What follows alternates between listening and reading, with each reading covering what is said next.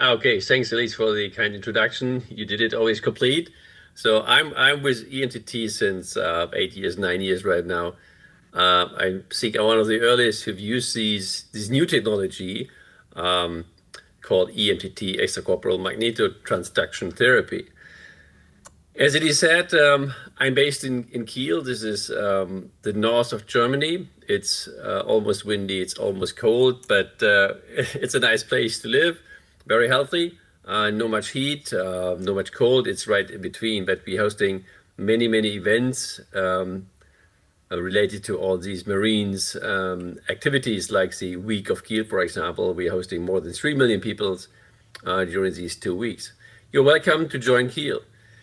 What is my passion? As it is said, I do a lot of clinical research. I do clinical application research more than 30 years right now. I'm associated with two different universities, and I published a couple of papers. I did some randomized control trials, did some FDA trials, and clinically focus on joint replacements for the big joints, shoulder, hip, and knee. And beside my clinical works, I do about more than 40 years actively triathlon. This is my passion. This is my background, as you see. And the question starts, the people ask me as an orthopedic surgeon, why do I EMTT? A very simple question, and it's also very simple to answer because I've never thought about using any stuff like EMTT or magnetic field therapies for many years. I put the joint in, I sent the patient to the rehab centers, and that's it. I have no idea how to manage the trauma-induced inflammation or look for alternatives to improve my outcome or to treat patients instead of surgery. But this has changed over the last 10 years, and the people are looking for alternatives. And the surgeons, we are looking for adjacent options to improve our outcomes. This is a clinical knee, easy to see. It's in very severe osteoarthritis. The patient is scheduled for surgery, get a total joint, and even if you look into the joint, you can see where the inflammation comes from. It's all inflamed, all around the soft tissue. You see the synovitis here. It's already very inflamed rather than the cartilage structures. Do we have options to deal with this inflammation? And the same inflammation is found even after surgery. And this is the recent decade is managing the interface of all these implants, biology, surgeries, trauma, how to manage the reactions, the microbiology, the microstructures, the nanostructures, and look for all these options to improve the outcome and to have more understanding, better understanding in natural healings. I started many of my talks with these, is spondylolisthesis, is correction spondylolisthesis, well done. Put a couple of screws in and you see it's a large open bag.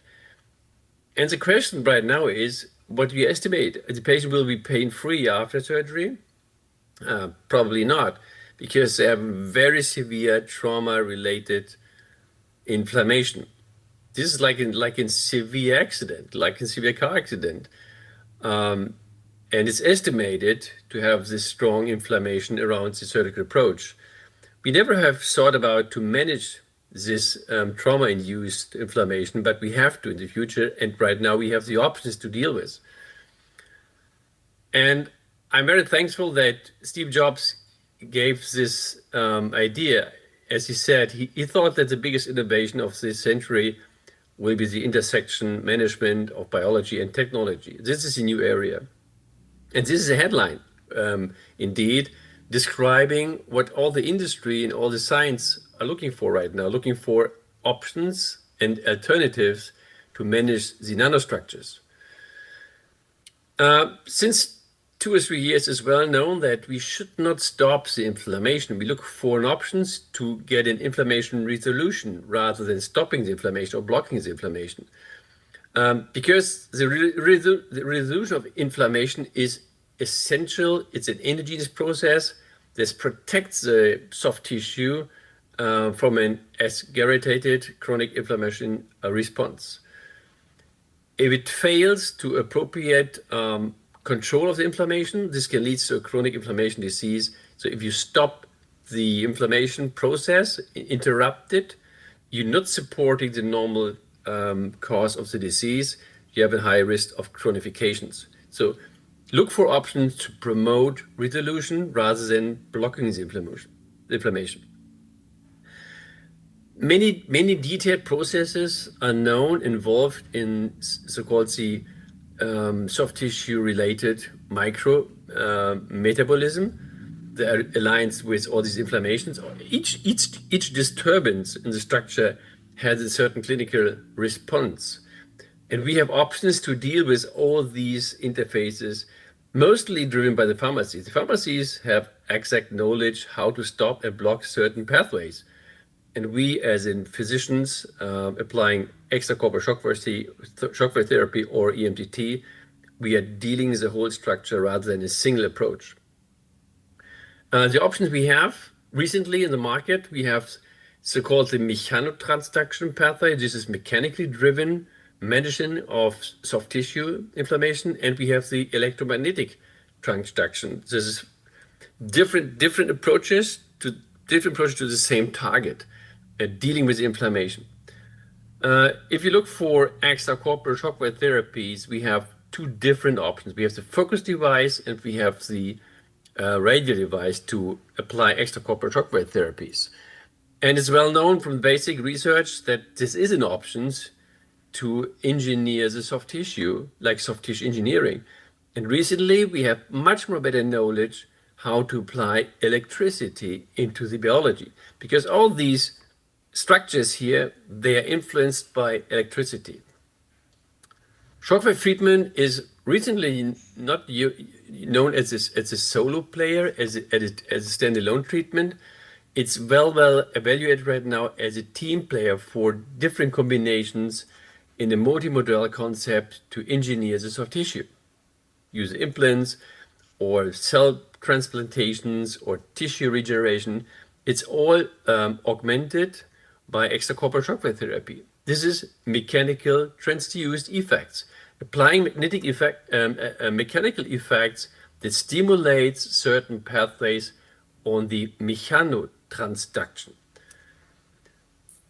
The working mechanism is well described. We know all the things you can read down on the slide, which is influenced, and it's proven influenced, changing the permeability of the structures, have a release of the ATPs, have an effect of substance P pain mediators on non-myelinated fibers, direct modulation of the inflammation process, like an inflammation resolution process, effects on genetic effects on vessels and structures, promoting nitrate oxide and different growth factors such as BGF, BMP, and others. So it's a long list, and all these working mechanisms are well proven, and they're used clinically. And we use it, and it's also said already that we have done our homework looking for evidence-based medicine. This is the highest hurdle to be accepted by the medical societies. And it's proven for different indications right now, of most of indications, for shoulder pathologies, for bone pathologies. Is well done by John Ferrier, who did an excellent trial, placebo-controlled trial, showing that shockwave is as effective than revision surgery in non-unions. And also Hans Golbitzer, Amol Saxena, Larry Di Domenico, Lou Galli, Rich Boucher, they're involved in this huge FDA trial where we found that shockwave treatment is very effective in treating plantar fasciitis. The group around Adam Deniford from Harvard, they published recently this year, they have a report showing that in which indications shockwave are widely used. This is a national agreed Delphi study based on expert opinions. You can see all these leading researchers on the author list, and they know exactly and they identify many indications to use extracorporeal shockwave therapy. But in the outlook, the authors state also that shockwave has many options and they can interact with different therapeutic approaches using PRP's technique, using HA injection techniques. Shockwave is supporting other soft tissue managing strategies. So this is a picture we get right now. It just came back from my ISMST meeting, where we have discussed all these different approaches, different tools we have to deal with the soft tissue inflammation. Is like you as an orthopedic surgeon or physiatrist, you're assembling an orchestra. You're looking for the right, perfect musicians to assemble your orchestra. As good you are, as good the members of the team are, and as good the outcome is. That's how it works as a holistic approach to use all these things. So shockwave treatment is well known, and magnetic field therapy is the magnetic-induced electrotherapy. That's how it works. And if you Google magnetic field devices, you can find a lot of pages with a lot of advices, recommendations, and comments. But strongly you differentiate in between these technologies. It's the basics of understanding magnetic field therapies. It's like mechanotransduction therapy means focus, means radial, means planar applications. Even magnetic field therapy have many different devices, but just a few of them are really EMTT machines. They're releasing magnetic-induced electricity. That's the difference. To interact with these enzymatic reactions on the nanostructured approach, it's an electromagnetic transduced effect. It's called electromagnetotransduction. Two approaches to the same target. The question remains, and the first time when one of the distributors from the industry comes to my office and show me machines and said, this is a great PEMF device, it's the great magnetic field device, it works. Then I go deeper for research data, and I found there is no real evidence-based data proving the effect of PEMF devices. Then I look for the reason why EMTT can work. We need a coupling system where magnetic fields were transduced into electricity, because electricity is the real working mechanism, how you interact with all these electric sensitive structures on the cellular level, on the molecular level. This is all electric driven. Maxwell, he described precisely when machines act as EMTT devices or they act as just PEMF devices. What is needed to be an EMTT device, you need very fast changing magnetic fields, and each magnetic field creates an electric field. And this electric field is used clinically rather than the magnetic field. We have no magnetic receptors nowhere in our body, so we need a translation from magnetics to electrics. But first we have to create electricity, and PEMF devices are not able to create electricity. That's the problem. As far as the magnetic field rises up, as strong it is, as strong the electricity will be, which is released by the PEMF impulse. Fast oscillation, more than 100 kilohertz, and very high magnetic transduction power, more than 60 kilotesla per second. That's a benchmark. 60 kilotesla per second should be reached to release electricity into the body. Slow increase, no clinical effect. Even you put the patient in a very strong MRI device, which has 4 or 6 Tesla, there's no clinical change because there's no electricity released, because it's too slow. This shows how you can induce electricity. This is showing, visualize how magnetic fields are changed to electricity. You see, this is the handpiece of the EMTT device, and you see exactly how the electricity is released. And this is why you treat the persons, why you treat the biology, because you're applying electricity into the body. This is how it works. This is the real basics of EMTT. From the industry, it's well known. They call it's an inductive charging. They're using structures to recharge electric devices, and like a cell phone, for example. It's well known. We use the same technology at the end to transduce energy from a handpiece into the body. And this is a physical comparison between an EMTT device and a PEMF device. You see the red line, this shows the single PEMF impulse over time. And you see the red line, the blue lines are couplets of EMTT impulse. You see how fast they are in comparison to a single PEMF device. So the oscillation magnitude is much more, the intensity is higher. So that's the physical difference between the application of PEMF impulses or EMTT impulses. The strength, the speed makes a difference in releasing electricity. You see on the left side, this is the EMTT impulse, and this is single PEMF impulse. You see the timeline. The blue line means the PEMF device, and the red one is the EMTT impulse. You see how many impulses were released within the same time frame before a single impulse has passed the tissue. Slow speed means no electricity. High speed, high frequency means high energy electricity, which is released to the soft tissue. Even the industry has the knowledge right now, which is really biological from interest, and they have modified the technologies. Recently, they have machines called EMTT 2.0. They are able to release at least 30% plus energy.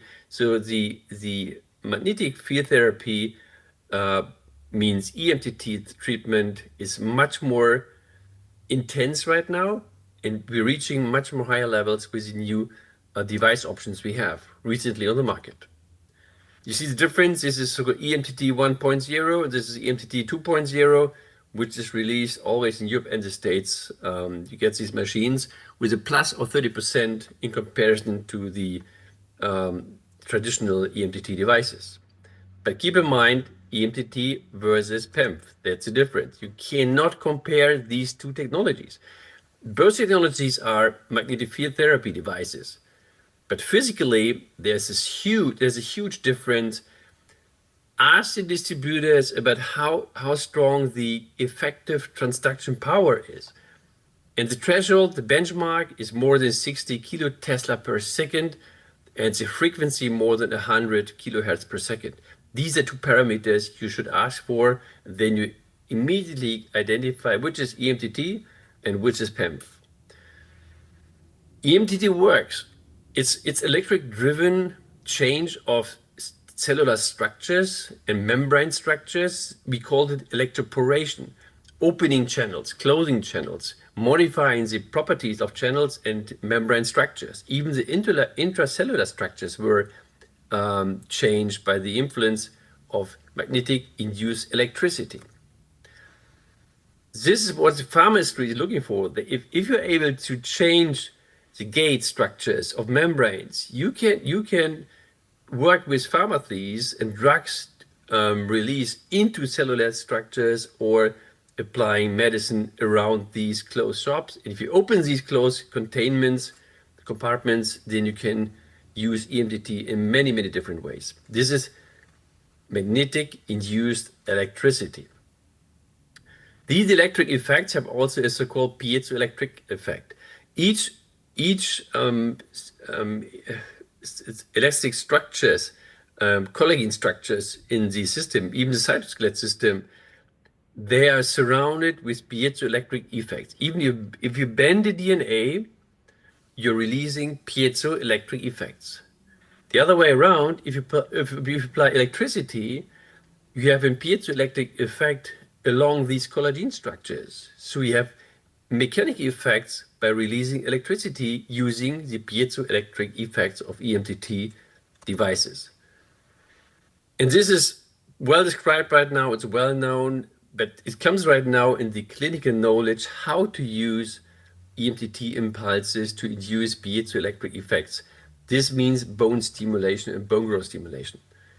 And with the EMTT 2.0, it's possible to make it because you have a larger frequency, you have a higher impact, you're applying much more energy on the soft tissue fields. It means higher effects on electroporation and higher effect on the piezoelectric effects of the machines, as shown before. How it comes to my office, as I said before, I'm mostly I'm orthopedic surgeon, and I'm focused on my patient and the implants, and then the stores comes to my office and it gave me a machine and said, this is the real machine which is giving you the real PEMF or magnetic field application.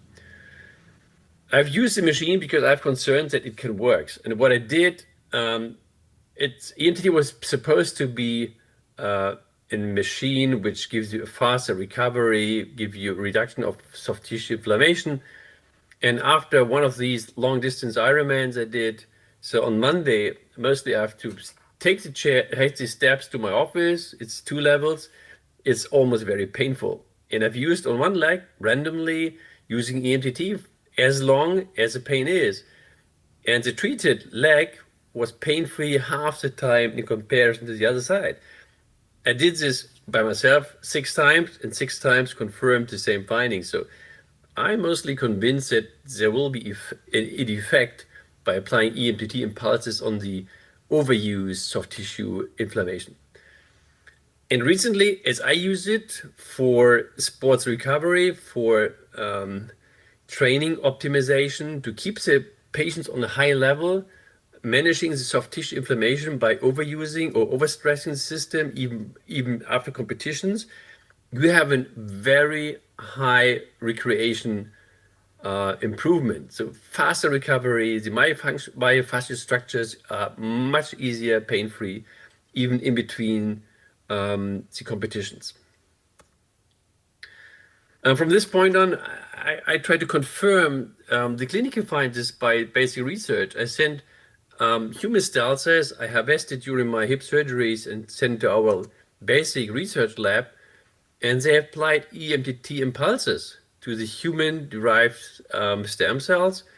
And we look for the expression of certain parameters, such as collagen, alcoholic phosphatase, osteocalcine, growth factors such as VEGF and BMP. And you can see easy in the slide, it's just a summary showing that it's a low intensity, high intensity, low intensity, high intensity application. And these green lines means these are controls. And in each parameter, the expression was increased, saying that this metabolism is improving in all these 5 categories, then it's a global supporting of the metabolism of the used structures.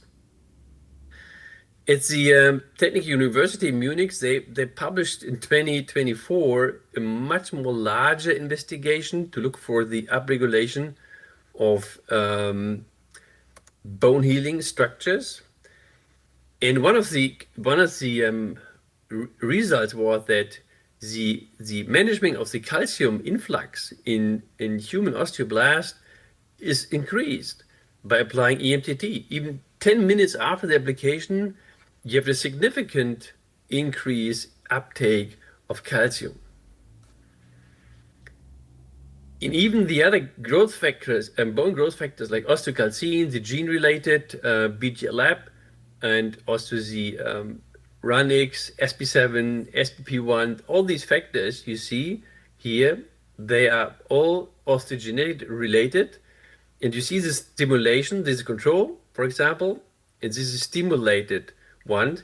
You see they improve significantly in most of these investigations, up to 14 days. This is shown that you have a long-lasting effect and you have a short-lasting effect.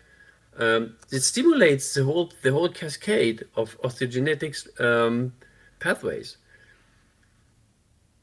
Even this is showing the production of the collagen 1.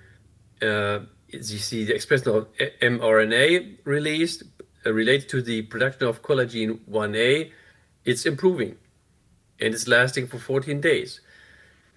In summary, all these structures, there's a dose-depending effect. If you make a 4 times treatment, you have better expression, significantly better expression, focused on the osteocalcine, collagen 1A, SP7, and BMP2. The whole change of osteogenetic you see here is influenced. It's stimulated in all phases of the osteogenetic procedure pathway from the stem cells to the final adult bone structures. Each part of the osteogenesis is supported by applying EMTT. Also, this year in July, a paper comes out from the Italian group. They're looking for soft tissue effects of EMTT, looking for the effects on tenocytes. And they applied EMTT in a similar manner, and they invested the effects on human-derived tenocytes. They have applied different energy levels, 40 and 80 millitesla, and did also in the second part, they did a high intensity treatment with 80 millitesla, and they're looking for certain numbers of treatment and to look for the effects of repetitive application of EMTT. This is a protocol. This is one protocol means a different EMTT simulations with 40 millitesla and 80 millitesla, and they look for the expression. In the second phase, they have the same human-derived tenocytes. They applied EMTT with 80 millitesla, 1, 2, 3 sessions, and look afterwards of the differentiation of the cells and the expression of the tenocytes related growth factors. This shows the effect on the cell mobility of the tenocytes, and the mobility is significantly improved after applying 3 times 3,500 impulses at an energy level of 80 millitesla. 80 millitesla. This is, remember, the benchmark 60 kilotesla per second. Showing this, it should be clear that you can use EMTT also in all these soft tissue repair mechanisms where cell mobility is needed. So cell mobility is improved by applying EMTT. Even the collagen structures and the thickening and the stabilization and the reorganization of the cytoskeletal system in repair phases is improved, showing the increase of the expression of phalloidine. This is called phalloidine. This is the control. This is the treatment part. As similar as the paxilline, this also is structured correlation factor which go along with the stabilization of the cytoskeletal system and production of collagen structures. You see this significantly improving applying 3 times 3,500 impulses at 80 kilotesla per second. So the first time that we have the bone data right now, excellent. We have 1A level of evidence, and we have also 1A level evidence of the effects of EMTT on tenocytes, so soft tissue. So in conclusion of this one, showing that the cellular migration is improved, the cytoskeletal organization is improved, the migratory capacity is improved, the stress fiber formation is improved, the cytoskeletal system architecture is improved, the effect of the MMP9, which is a protein which is used for remodeling of soft tissue structures such as collagen structures, is improving. It's like showing that even the production of collagen 1 and 3 is improved, that it's an all-win application. It's a whole improvement of the metabolism on tenocytes or around the tenocytes. And this is published in July this year. And this is showing in detail the expression of collagen 1A. You see the improved production of collagen 1A on the cellular level and all the expression of the mRNA structures in different application modes. It's dose dependent. And you see also the MMP9 expression. You see it's dose related. As much sessions you do, as much the effect on the MMP9 is.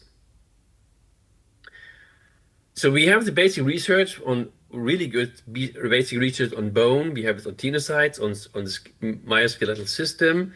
Then it comes to the clinical application. And this is how we started. We start with these cases, frustrating failed back surgery cases, no options to deal with, and we offered them EMTT, and we compared a treatment protocol using the full conservative treatment plus EMTT versus just conservative treatment without EMTT. It's a placebo-controlled trial.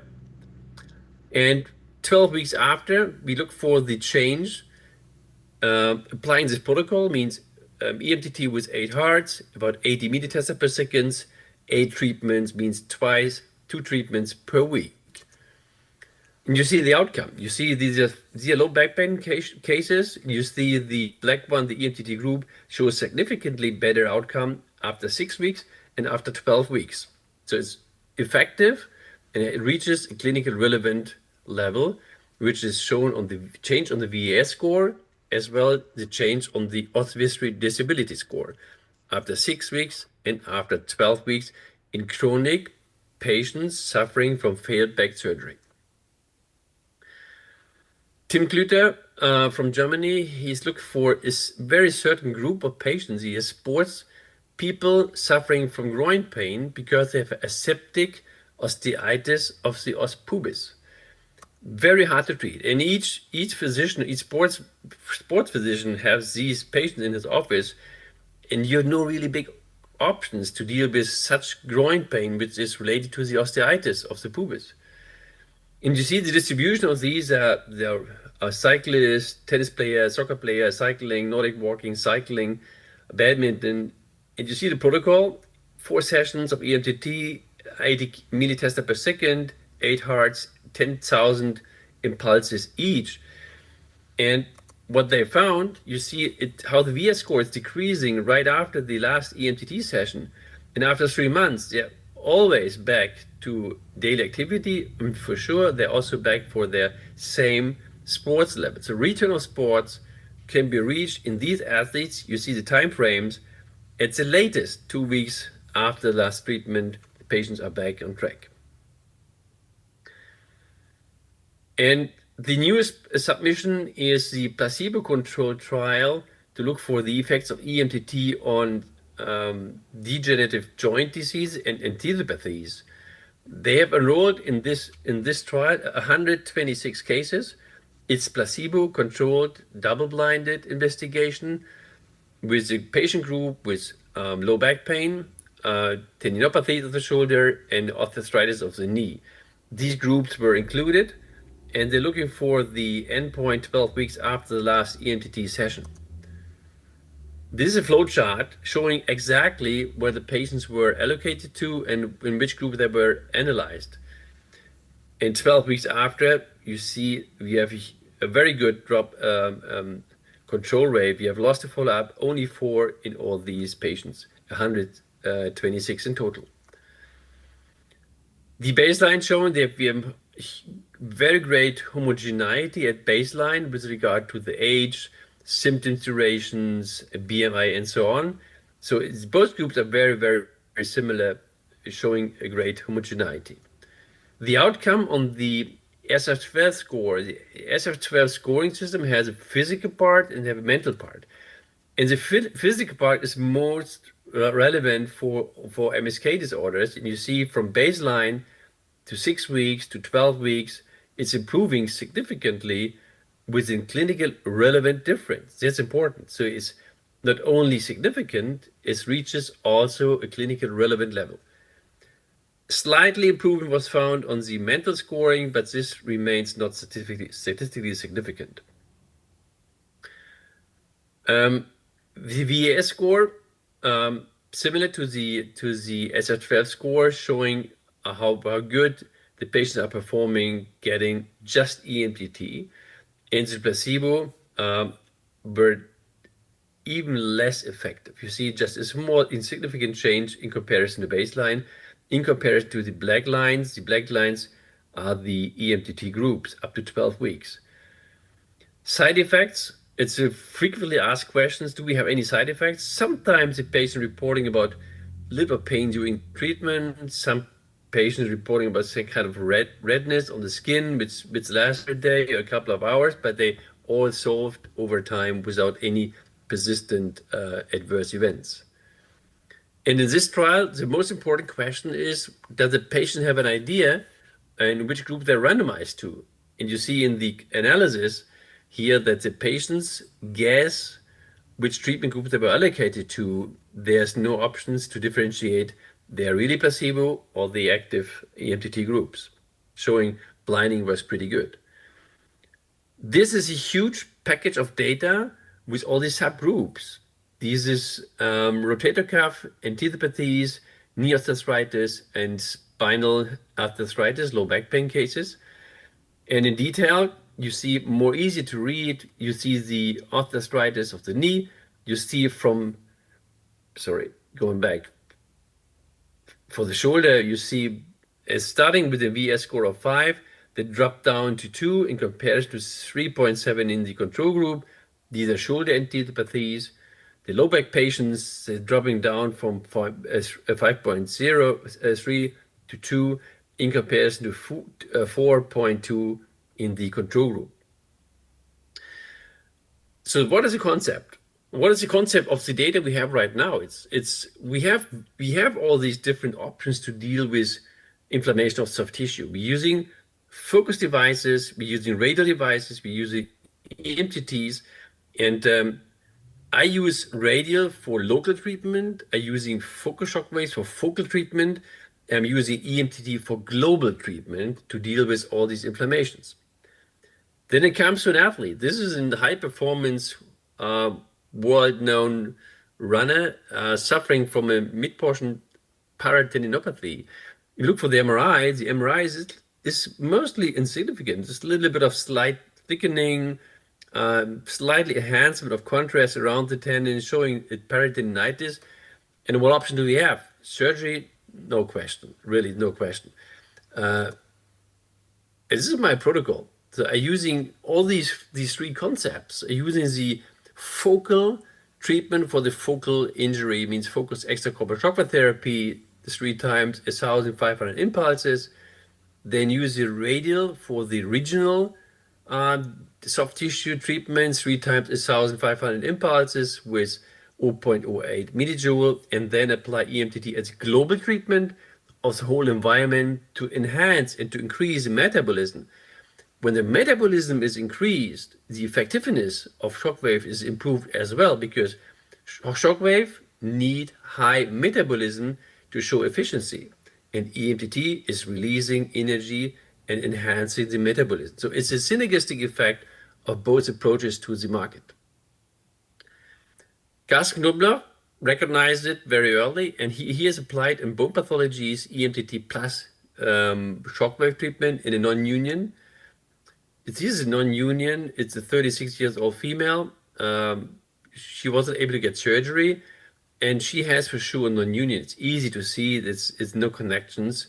You have callus formation, and she got focused extracorporeal shock therapy, and she got EMTT, and then you see right 5 weeks after, no question, there's a fusion in between the bones. It's a bony consolidation. There's no question. This is 5 weeks after in non-union without external stabilization. This is hard to believe, but this is proven, and this is also published. This is next case. He's a triathlete. It was 3 weeks before the Ironman in Nice, and he fell down. He has a collarbone fracture. You see, got surgery the same day, and we offered the full protocol to do everything to get bone healed. And you see the application of radial plus focus plus EMTT, and the same protocol. He was able to perform the race 3 weeks after the clavicular fracture, pain-free with full range of motion. This is very fast. This is another Ironman. He's 28 years old. After a long distance race, he comes to my office, not able to walk. He used crutches, not even with 20 kilograms of partial weight bearing. He was painful. And he got the same protocol. He had focused EMTT, ESWT, he got EMTT, and you see 6 weeks after the last EMTT session, he comes in without scratches, pain-free, back to normal training activity. He doesn't lost too much time in his career, and he's still performing his professional races. So no intervention needed, just using focused shockwave therapy plus EMTT.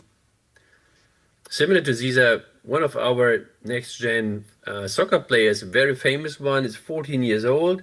He will have a great future, and he's suffering from apophysitis. What options do you have? Not really good options. No surgery. You can no any surgery. You can rest for a half a year, put some scratches on, give some medications, but the inflammation of the growth plates and the apophysitis is still lasting.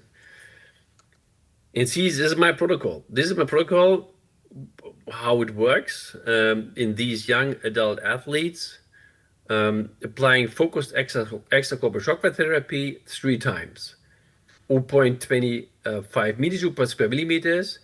They use the radial on the surrounding area of the heel, then applying EMTT to provide the soft tissue with better metabolism, the global treatment.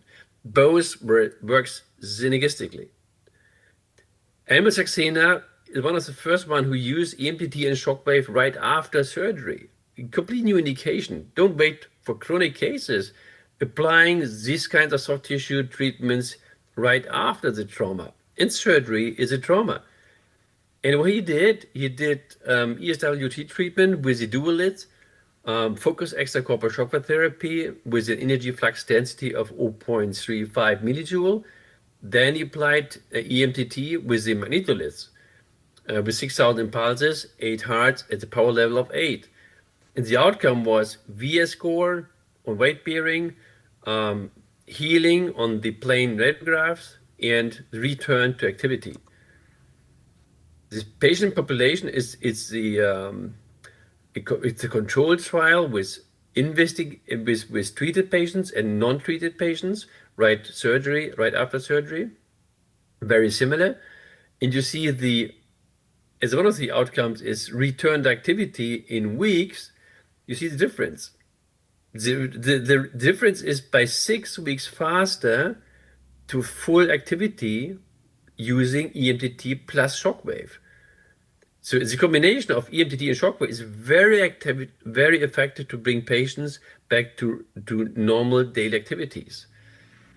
Even the fusion rate was significantly higher, evaluated by an independent radiologist 4 weeks after last treatment, 2 out of 12 in the controls, 8 out of 12 in the active group, showing this is tremendous. You have six people more fused using EMTT and ESWT. So this is again, you have many options to deal with, but look for the evidence of each treatment modality you're using and assemble these options in your holistic approach to have an optimize the outcome.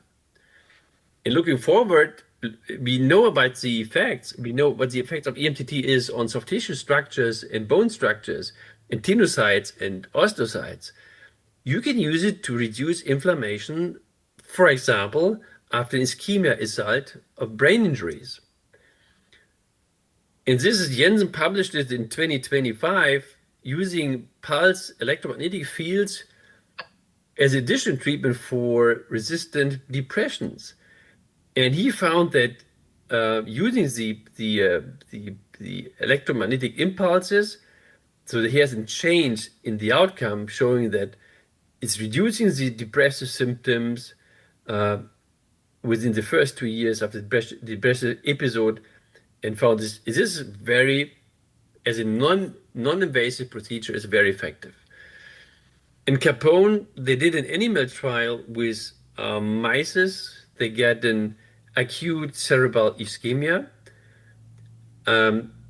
They applied specific machines, high-intensity electromagnetic fields like EMTT impulses, and what they found that the size of the ischemic disease and area is reduced significantly by providing a higher revascularization effect of EMTT impulses.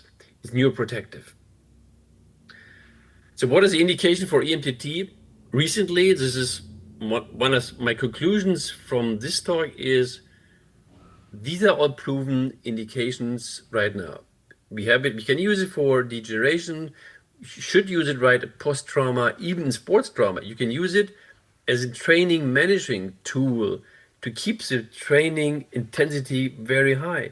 You can use it after bone surgeries, after each bone intervention, in fractures, sports injuries, chronic inflammations, and also in pain treatment. Because EMTT is releasing all the energy on the metabolism which is needed even for better pharmacology interventions. Pharmacology needs metabolism.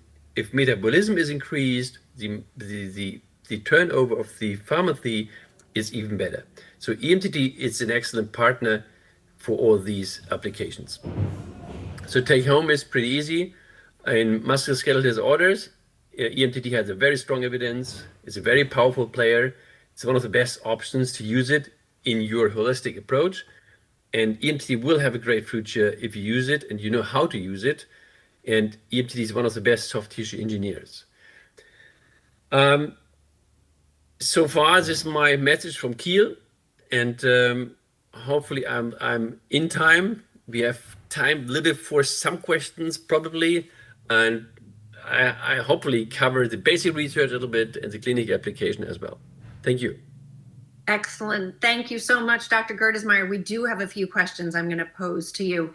One of them is, when would you use EMTT if you're using both shockwave and EMTT? Are you using it following? Are you introducing it? What's your protocol and approach to that?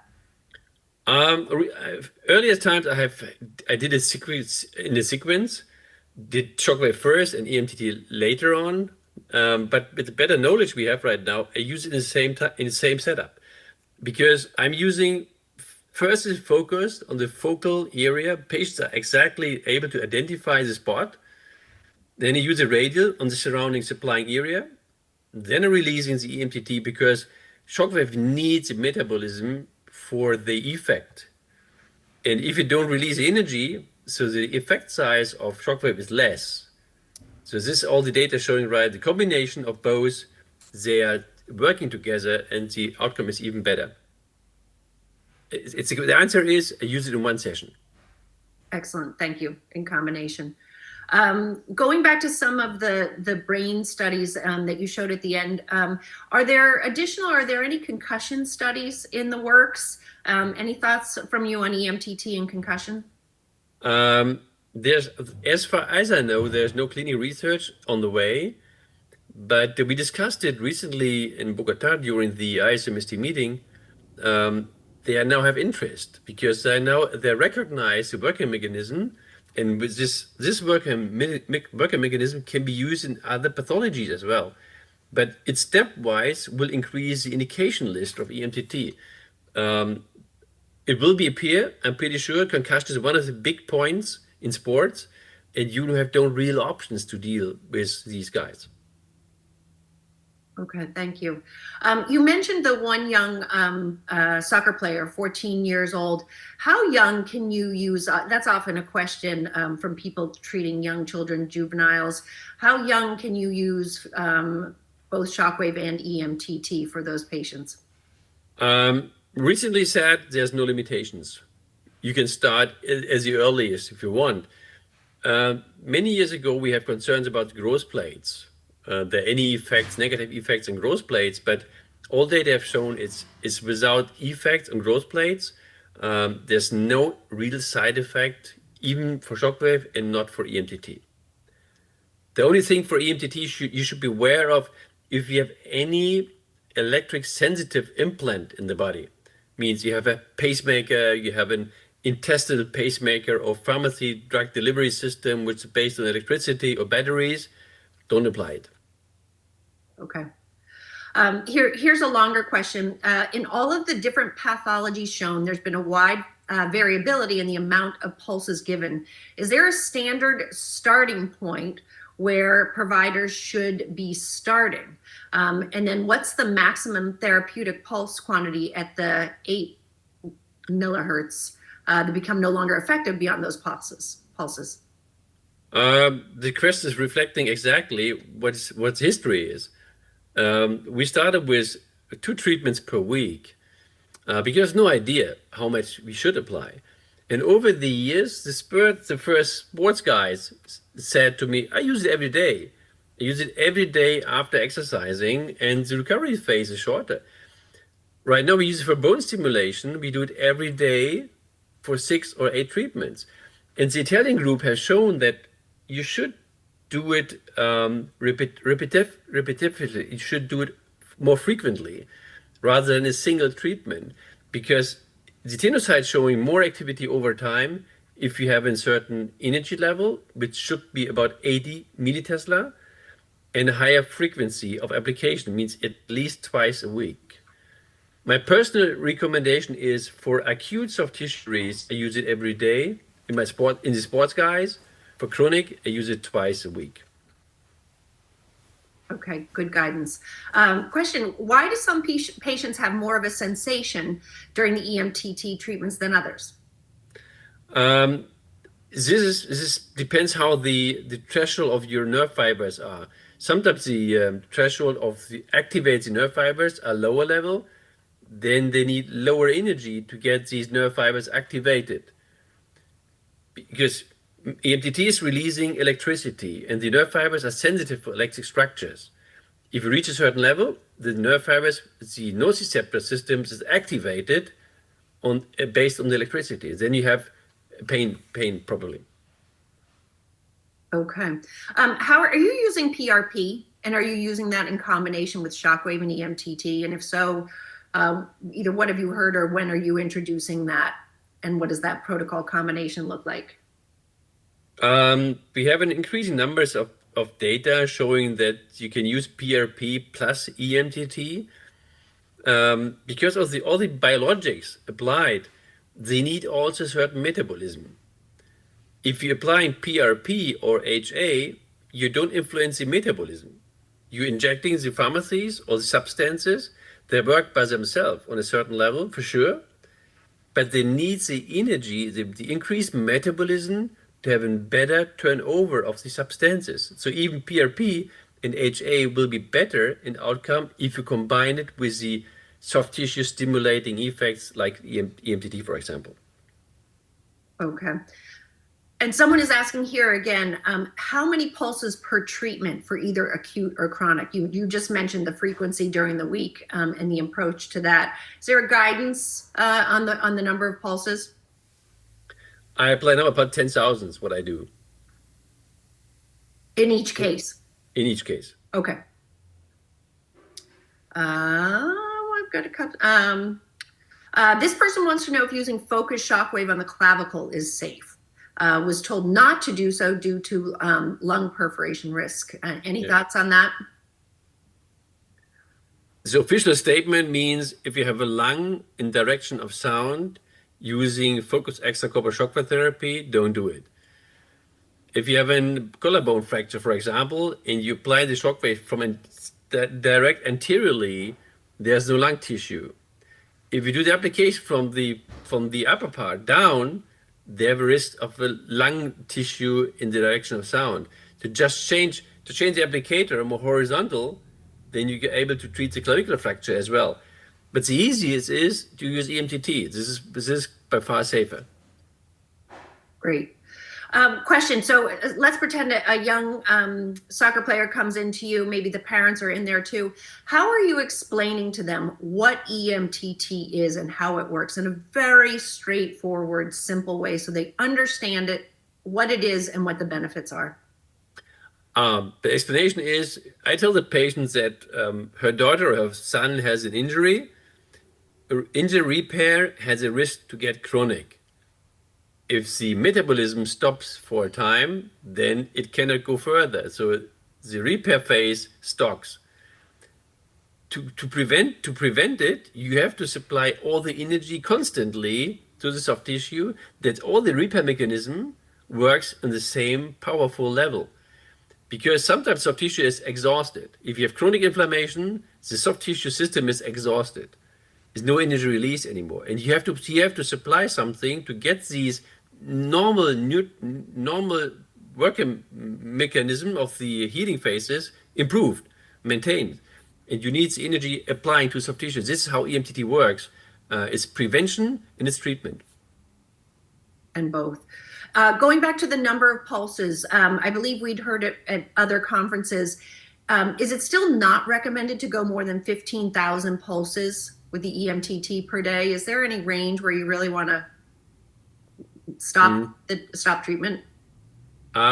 Really, there's no given really publication showing that there's an upper limit. I know for people also they're doing 15,000 for low back pain, for example. They're reporting about excellent results, but the dosage finding studies are still missing. The Percy communication showed that below 5,000 or 6,000 pulses, the effect will be limited. That's what the Percy communication says, but there's no real data.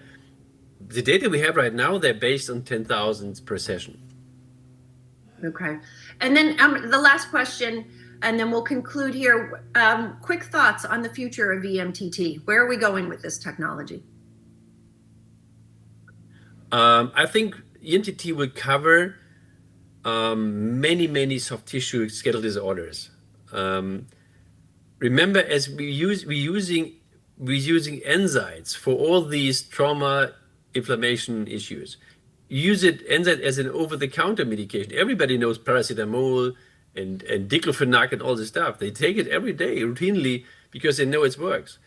In the same way, the future of EMT is non-invasively, it's a non-pharmacology-driven treatment, it's side effect free, but it works in the same way. So this is the future of EMTT. I think it will be used widely, like NSAIDs.